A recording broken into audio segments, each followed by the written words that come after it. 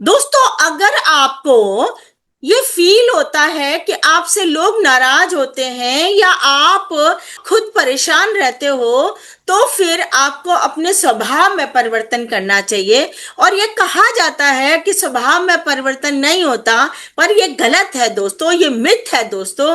अगर आप चाहो तो आप अपने स्वभाव में परिवर्तन कर सकते हो, क्योंकि क्रियामान उसके हाथ में है।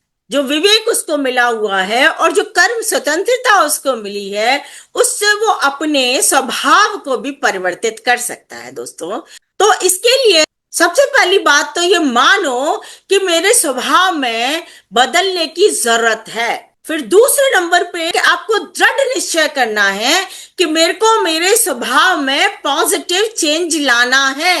इस पॉजिटिव चेंज लाने के लिए दोस्तों कि हमको सद्गुणों का विकास करना चाहिए अपने अंदर। सद्गुण हमारे बहुत सारे होते हैं।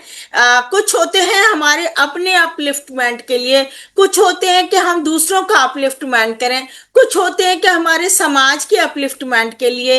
तो बहुत सारी तरीके के बहुत सद्गुण होते हैं दोस्तों। उनको हमें कल्टीवेट करना चाहिए, हमें सद्गुणी बनने के लिए और अपने स्वभाव में परिवर्तन लाने के लिए। गीता में भी दोस्तों 26 प्रकार की दैवीय संपदाएं कही गई हैं और 6 प्रकार की आसुरी संपदाएं कही गई हैं।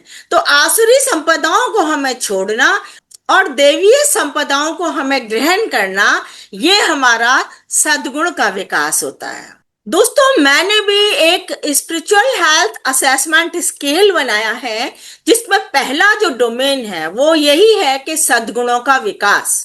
फिर उसके बाद में सेल्फ एक्चुअलाइजेशन और फिर रियलाइजेशन की बात आती है। तो सबसे पहला है सद्गुणों का विकास, जिससे हम अपने स्वभाव को परिवर्तित करें।